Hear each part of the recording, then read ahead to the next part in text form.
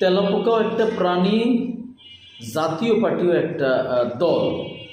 দর্শক, বলছিলাম জাতীয় পার্টির কথা। গত 16 বছর যে জাতীয় পার্টি আওয়ামী লীগকে সাথে নিয়ে বাংলাদেশের গণতন্ত্রকে হত্যা করেছিল, তাদের কথাই বলছিলাম। সম্প্রতি গতকাল তিনি একটি সংবাদ সম্মেলন করেছিলেন বা একটি তার আলোচনা সভায় তিনি বলেছেন, যাদের নির্বাচন থেকে বাদ দেবেন তারা কি ঘরে বসে আঙ্গুল চুষবে? এই প্রশ্ন তুলেছেন অন্তর্বর্তীকালীন সরকারের কাছে, প্রশ্ন রাখছেন ওবায়দুল কাদের। আমি বলতে চাই, নির্বাচন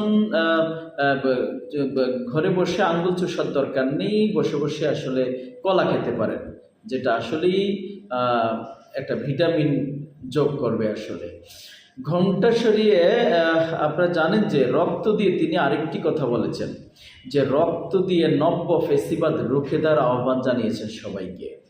নব্য পেশিবাদ অর্থাৎ তিনি বলতে চেয়েছেন, অর্থাৎ তিনি রক্ত দিয়ে নব্য পেশিবাদকে রুখে দিবেন। বলতে চাই ওবায়দুল কাদের, জিএম কাদেরকে, যে গত 16 বছর যে ফ্যাসিবাদদের সাথে, দোসরদের সাথে একত্রে হাত মিলিয়ে বাংলাদেশের গণতন্ত্রকে, বাংলাদেশকে ধ্বংস করেছেন, বিকলাঙ্গ করেছেন প্রত্যেকটি অঙ্গকে, কখনো তো প্রতি উত্তর করেননি, কখনো তো বাধা দেননি, কখনো তো রক্ত দিয়ে দেননি। এখন নব্য পেশিবাদকে রুখে দেওয়ার আহ্বান। ধন্যবাদ। যেই পেশিবাদ হোক তাকেই রুখে দিতে হবে, এই মেন্টালিটিও সকলকে থাকতে হবে আসলে। তো আজকে যে হাকডাক দিচ্ছেন জাতীয় পার্টি, বলতে চাই তেলাপোকাও একটা প্রাণী আর জাতীয় পার্টিও একটা দল, এটা বাংলার মানুষ খুব ভালো করে জানে।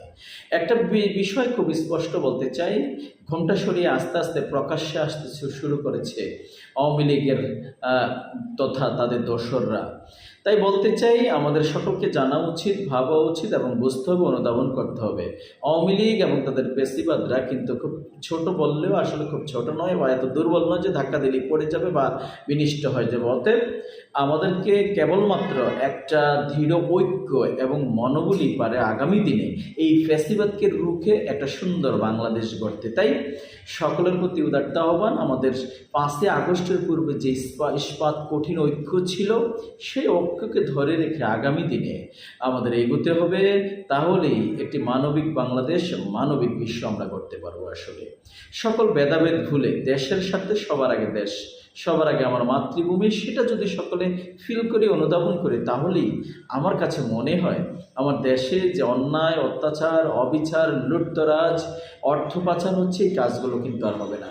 তাই সকলকে সে কথাটি মনে করতে হবে, অনুধাবন করতে হবে, অন্তরে ফিল করতে হবে। দর্শক যারাই দেখছেন, আগামী দিনে একটি আমার সন্তানের বাসযোগ্য বাংলাদেশ, এটি মানবিক বাংলাদেশ গড়তে সকলকে একযোগে কাজ করতে হবে। ফ্যাসিবাদকে রুখে আগামী দিনে যেন কোনো নতুন ফ্যাসিবাদ তৈরি না হতে পারে, সকলকে সজাগ থাকতে হবে, সচেতন থাকতে হবে। ধন্যবাদ সবাইকে। আসসালামু আলাইকুম।